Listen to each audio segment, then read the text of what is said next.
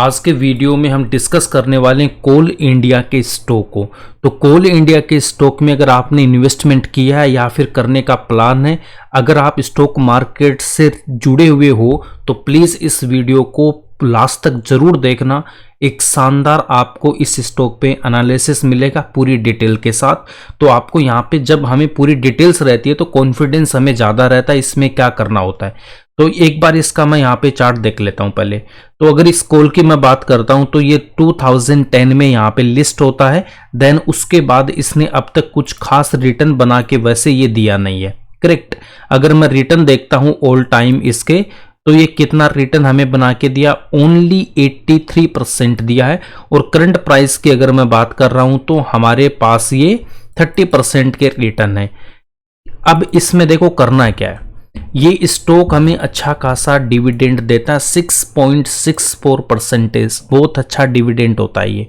तो अगर कोई डिविडेंड लवर है तो उसके लिए ये स्टॉक बेस्ट होने वाला है। रिटर्न इसमें अब बहुत ज़्यादा जल्दी बनने वाले हैं। अब तक यहाँ पे जो ये आपने देखा है ये फेस, उसके बाद ये स्टॉक यहाँ पे डाउन ट्रेंड में आता है। और बॉटम से अगर मैं देखता हूँ तो रिसेंट इसने ऑलमोस्ट 340% का इसने गेन दिया है। अब आगे इसमें क्या करना है, क्या इसका फ्यूचर होने वाला है, क्या इसके फंडामेंटल्स है, पूरी डिटेल हम इसकी देखने वाले हैं। तो कोल इंडिया की अगर मैं बात करता हूं तो क्लियरली आपको इसमें समझ में आ रहा है कि इस कंपनी का बिजनेस अगर हम देखना चाह रहे हैं तो बिजनेस पहले देख लेते हैं, उसके बाद फंडामेंटल्स देखेंगे। तो ये कंपनी क्या करती है, कोल का माइनिंग करती है। और जिन कंपनीज को कोल की रिक्वायरमेंट होती है वहां पे ये अपना क्या करती है, कोल उनको देती है।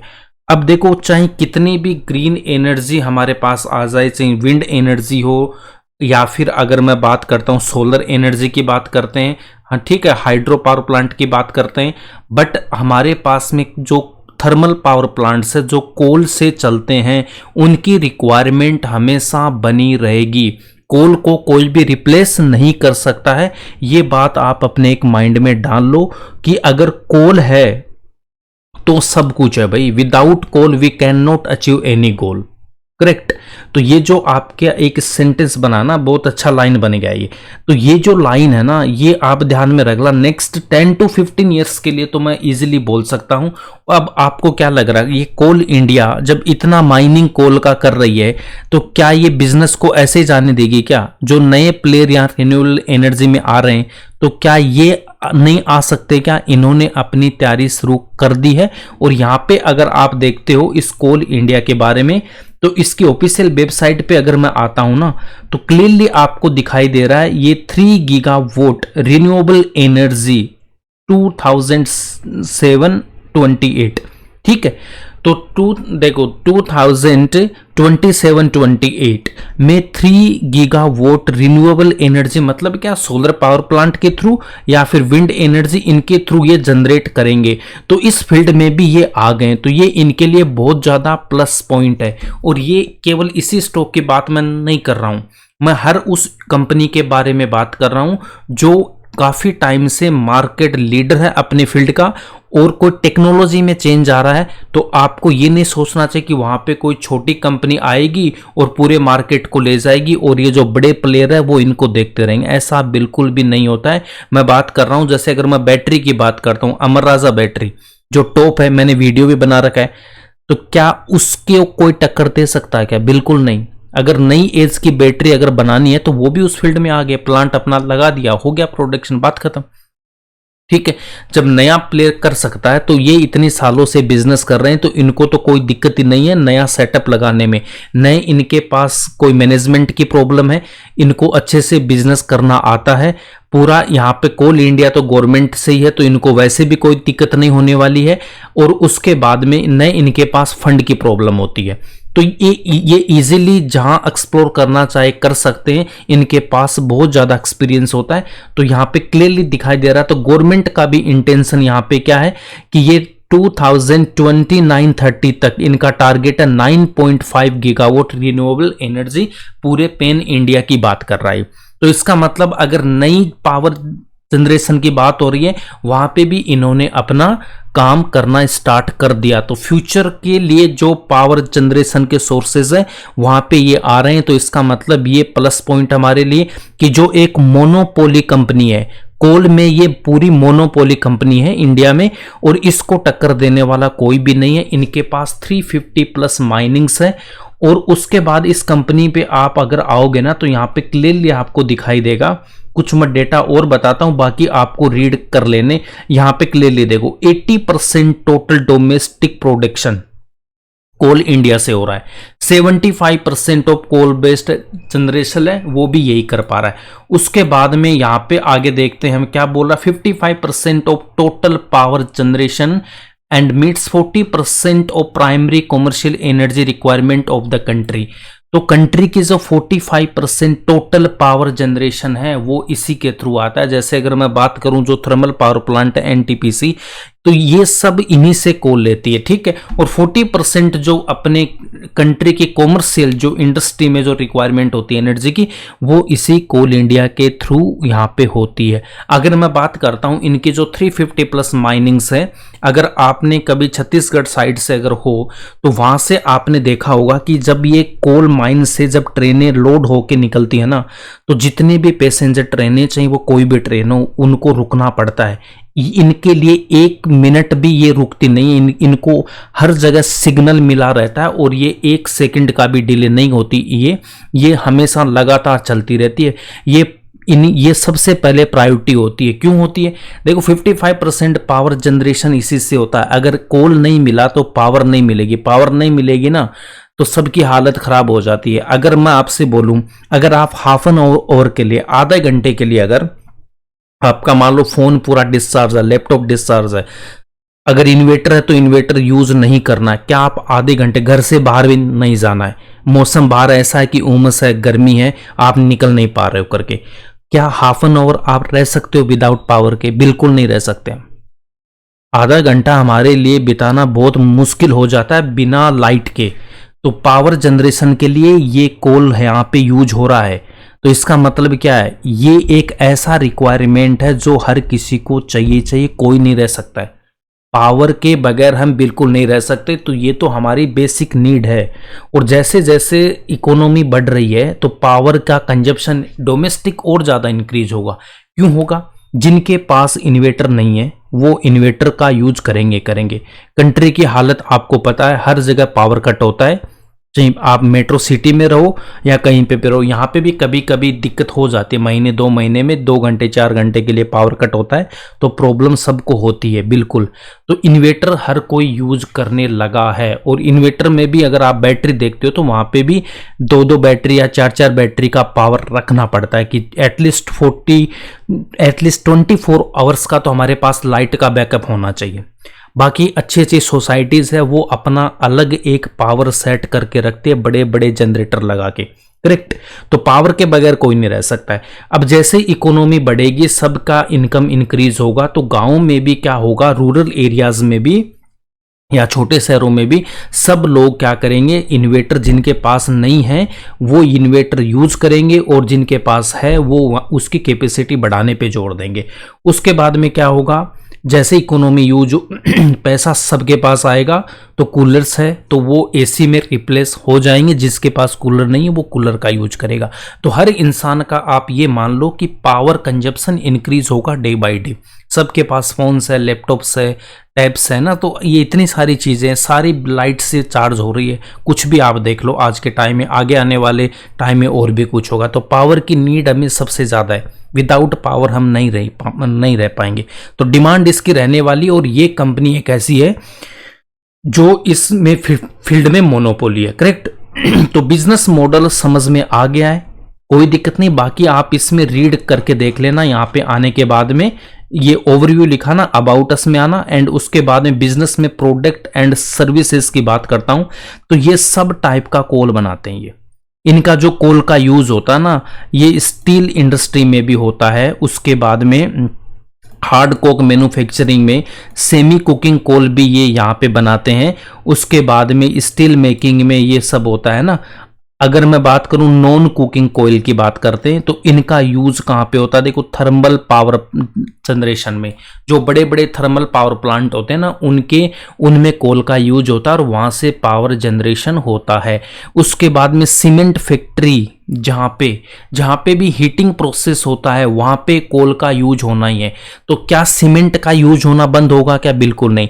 Next 20 to 30 years India develop कर रहा है, तो हर जगह बिल्डिंगें बन रही है, रोड्स बन रहा है, ब्रिजेस बन रहे हैं, स्मार्ट सिटीज बन रही है, तो यहाँ पे क्या होगा? सीमेंट का use day by day increase होगा।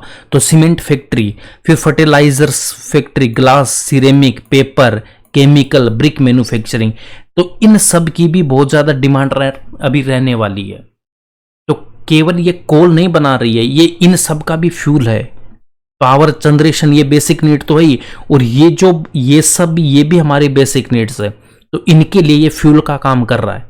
और यहाँ पे जो कोल होता है, इसके बाद में हर जगह इनका कोल यूज होता है। आप डिटेल में यहाँ पे देख सकते हो, इसका अच्छा खासा यूज होता है सीमेंट प्लांट्स में, ठीक है। और अगर मैं यहाँ पे और देखता हूँ तो होटल्स में भी इनका कोल का यूज होता है। तो मतलब कोल का जहाँ जहाँ पे यूज होता है वहाँ ये हर टाइप का कोल ये बनाती है। तो फ्यूचर इसका सेफ है, कोल की डिमांड अभी रहने वाली है नेक्स्ट 10 to 15 ईयर्स। एंड उसके बाद मैं बात करता हूँ तो रिन्यूएबल एनर्जी में भी ये लोग आ चुके हैं और इनका भी अच्छा खासा टारगेट है। 2030 तक ये 9.5 गीगावाट पावर जनरेशन करेंगे। तो फ्यूचर इसका सेफ है, बिल्कुल कोई दिक्कत नहीं है, गवर्नमेंट का सपोर्ट है। सारे फंडामेंटल अगर आपको और देखने तो यहाँ पे एनएससी की, ये बीएससी की वेबसाइट पे, बीएससी ने यहाँ पे देखो डॉक्यूमेंट्स में आना, डॉक्यूमेंट्स में आने के बाद ये जो पीपीटी है इस पे क्लिक करना और फाइनेंशियल ईयर इस पे क्लिक करोगे तो नया पेज ओपन होगा।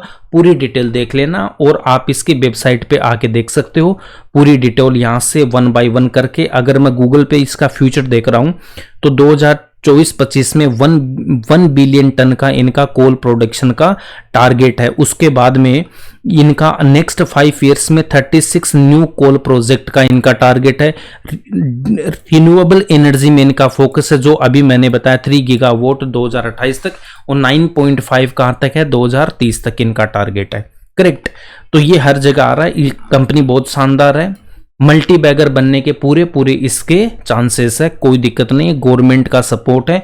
अब इसके मैं थोड़े से अगर मैं और देख लेता हूं तो फंडामेंटल्स अगर मैं यहां पे देख लेता हूं तो फंडामेंटल्स में देखो ये डिविडेंड अच्छा खासा देती है, 6.64% का डिविडेंड है, ROC 48%, ROE 38.8%। क्या शानदार है ये सब रिजल्ट, ठीक है। अभी स्टॉक पी भी बहुत लो पे ट्रेड कर रहा है, 6.71 पे ये ट्रेड कर रहा है। करेक्ट। और अगर मैं इसका पी देख लेता हूं तो पी रेशियो में अगर हम आते हैं तो मैक्सिमम इसका पी क्या है? 11.8 है, और उस से भी अभी ये नीचे मिल रहा है, ठीक है। तो अभी स्टॉक लेने के लायक है, देखते हैं आगे इसका और क्या करना हमें। और क्वार्टरली रिजल्ट्स नहीं, अभी कुछ आया नहीं, जून वाला आया नहीं, इसका कोई बात नहीं। यहाँ पे देख लेते हैं प्रॉफिट लॉस में। सेल्स की अगर मैं बात करता हूं तो 2014 में 70,000 करोड़ से इंक्रीज होते हुए अभी 2025 में कितनी हो गई? 1,43 करोड़, ठीक है। तो अच्छी खासी यहां पे सेल्स इन्होंने ग्रोथ की है। अगर ऑपरेटिंग प्रॉफिट आप देख रहे हो वो भी अच्छा खासा इंक्रीज किया है। प्रॉफिट यहाँ पे जो नेट प्रॉफिट 15,000 करोड़ था वो इंक्रीज होते होते कितना आ गया यहाँ पे? फिर डिक्रीज हुआ, फिर इंक्रीज हुआ, देन डिक्रीज और कम हुआ, फिर वापस जंप किया, कम हुआ, अगेन इंक्रीज हुआ, देन यहाँ से फिर उन्होंने प्रॉफिट में जंप किया, यहाँ से अच्छा खासा जंप मिला है प्रॉफिट में। यहाँ से अगर मैं बात करता हूँ तो 2020 से इसमें अच्छा खासा जंप मिला, 17 17,000 करोड़ से इंक्रीज होता हुआ ये 37,000 करोड़ आ गया। और तभी आप देख सकते हो आप 22 से, अगर मैं 22 की बात करता हूं, यहाँ पे था ये स्टॉक, उसके बाद इसमें एक अच्छी खासी रैली आती है इस स्टॉक में और ये 300% का गेन ये दे देता है। कहां तक देता है ये 3 जून 2024 तक। करेक्ट। तो इतने कम टाइम में जब इतना ज्यादा जंप देगा तो थोड़ा सा तो करेक्शन यहाँ पे आएगा ही। उसके बाद में स्टॉक का जो प्रॉफिट था लास्ट ईयर का वो भी थोड़ा सा डिक्रीज हो गया है। देखो यहाँ पे ये टैक्स में कम ज्यादा करते रहते हैं, तो अगर मैं प्रॉफिट बिफोर टैक्स देखता हूं तो ऑलमोस्ट 49,000 करोड़ के अगेंस्ट में 47,000 करोड़ है। ये भी सेकंड हाईएस्ट एवर है, बट यहाँ पे सेल्स हाईएस्ट एवर है। तो जब सेल्स हमारी इंक्रीज होती है, हाईएस्ट एवर रहती है, तो ये सारे फैक्टर भी धीरे धीरे यहाँ पे सब ठीक हो जाते हैं, इसमें कोई दिक्कत नहीं है। और इसकी डिमांड मैंने आपको बता दी बहुत अच्छी रहने वाली है। रिजर्व देखो, इनके पास खुद का पैसा यहाँ पे कितना, ऑलमोस्ट 90,000 करोड़ और 6,000 करोड़, और उसके अगेंस्ट में ओनली 9,000 करोड़ का इनके पास बोरोइंग है। तो डेट भी इनके पास बहुत कम है, ये भी इसका बहुत प्लस पॉइंट है। ऑलमोस्ट अगर मैं इसको डेट फ्री भी बोलूं तो कोई बड़ी बात यहाँ पे नहीं है। फिक्स्ड एसेट 89,000 करोड़ के ऑल टाइम हाई है। और CWPI में आप देख सकते हो 16,000 करोड़ अभी ऑपरेशन में है, आए नहीं है। जब ये आएंगे तो आपके पास में कैपेसिटी अच्छी खासी इंक्रीज होगी, और जैसे ये सब यहाँ पे वर्किंग से ऑपरेशनल होंगे तो कैपेसिटी इंक्रीज होने से डायरेक्ट इंपैक्ट कहाँ पे पड़ेगा, हमारे पास सेल्स में पड़ेगा। और जो खर्चे होने थे वो हमारे हो चुके हैं, तो यहाँ पे डायरेक्ट सीधा प्रॉफिट हमारा जंप यहाँ पे करने वाला है।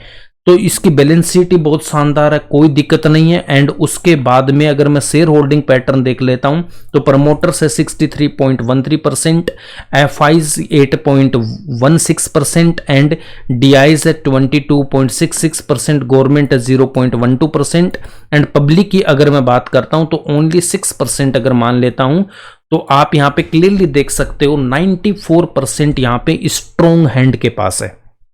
करेक्ट।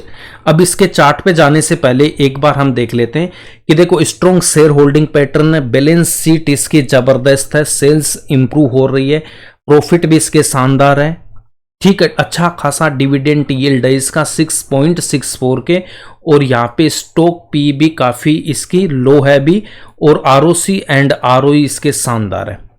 तो इसका मतलब क्या है, और इसके प्लस पॉइंट अगर देख सकते हैं तो फ्यूचर में इसका ग्रोथ होना ही है, कोल की रिक्वायरमेंट हमेशा यहाँ बनी रहेगी, और ये रिन्यूएबल एनर्जी में भी एंट्री कर चुके हैं, तो फ्यूचर इनका कोई दिक्कत नहीं है।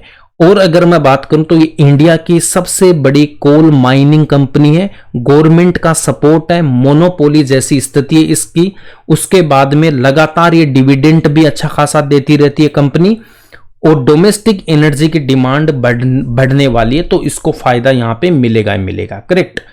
तो अब इस स्टॉक में करना क्या है, देखो फ्यूचर में सरकार का देखो एनर्जी सेक्टर में और ज्यादा ग्रोथ यहां पे रहने वाला है, तो इसका फ्यूचर भी सेफ है, हमने इसको डिटेल में डिस्कस किया है।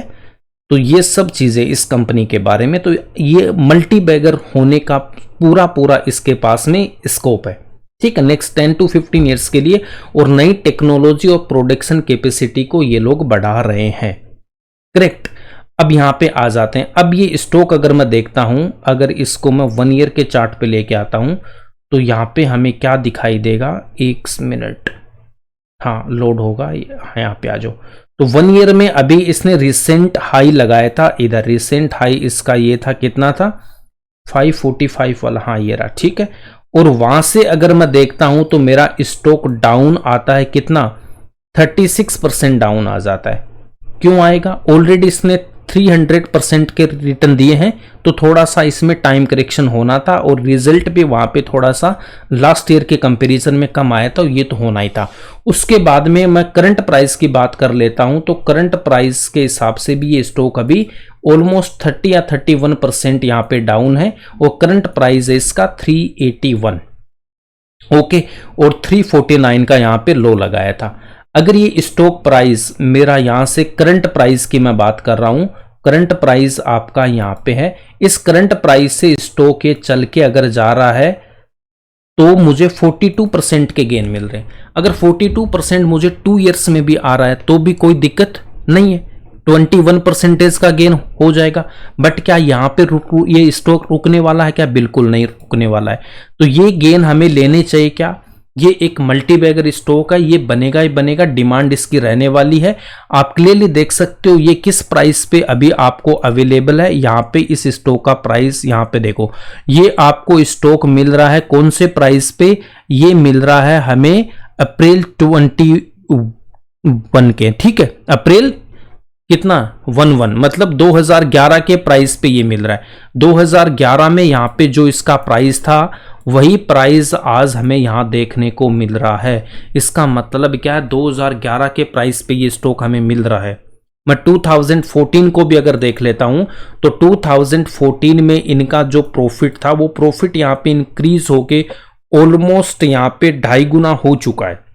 ठीक है, अगर मैं यहां से लेता हूं तो भी डबल से ज्यादा है, बट स्टॉक क्या डबल से ज्यादा हुआ क्या, नहीं, उसी प्राइस पे।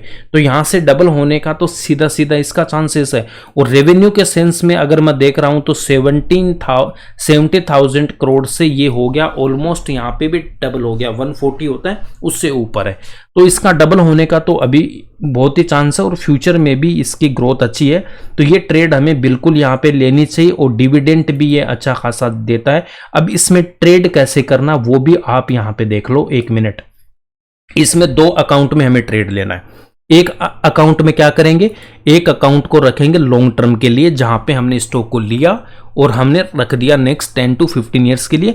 बट हम इसमें फंडामेंटल्स वगैरह देखते रहेंगे, कोई दिक्कत नहीं है, वो सब यहाँ पे हम चेक करते रहेंगे। जहां हमें लगेगा कि सब कुछ गड़बड़ हो रहा है तब हम यहाँ से एग्जिट ले सकते हैं। मैं इन्फॉर्म आपको कर दूंगा, उसमें कोई टेंशन नहीं आपको। बट अभी के लिए ये जो ट्रेड है, ये ट्रेड हम ले सकते हैं 42% वाली ये जो ट्रेड है, इसको अलग अकाउंट में लेना है। करेक्ट। तो जैसे ये टारगेट आएगा, एक बार जैसे लाइफ टाइम हाई के आसपास आएगा, उसके बाद हम यहां से एग्जिट हो जाएंगे। एक बार हमें यहां पे एग्जिट होना होता है, जिससे क्या होगा कि हमारा जो ट्रेडिंग वाला पोर्टफोलियो है वहां पे हमें गेन मिलता रहे, और यहाँ पे जो स्टॉक है हमारे पास में लॉन्ग टर्म वाला वो भी हमारा रहेगा, और उसमें 6% से ज्यादा हमें डिविडेंड मिलेगा। तो ये हमारे लिए बहुत प्लस की बात हो जाएगी। करेक्ट।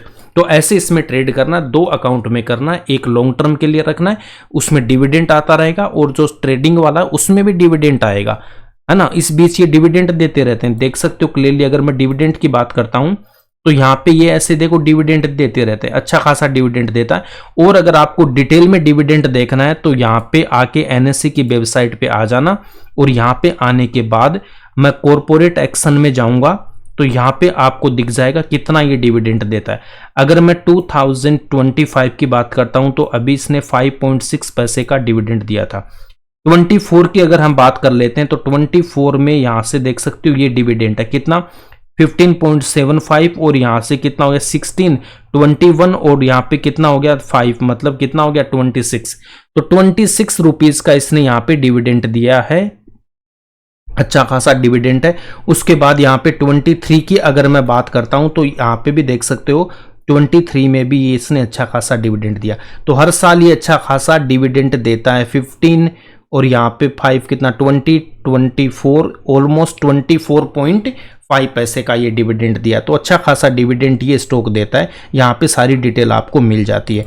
तो ये था इस स्टॉक पे व्यू। बिल्कुल हमें ट्रेड लेनी है, बट उससे पहले आपको अपनी रिसर्च जरूर कर लेनी है। अगर कहीं पे भी, 1 मिनट और एक बात और बता देता हूँ, अगर कोई यहाँ पे कहीं फंसा हुआ इस स्टॉक में, वैसे तो कोई ये स्टॉक फंसने वाला है नहीं अभी, है ना। अगर कोई मान लो उसकी बाइंग ऊपर लेवल पे कहीं पे भी, इधर कहीं पे भी वो बाई किया हुआ है, तो लॉन्ग टर्म वाला तो वो रखना ही है। अगर ये लॉन्ग टर्म वाला अकाउंट है तो वहां पे आप और एवरेज कर सकते हो।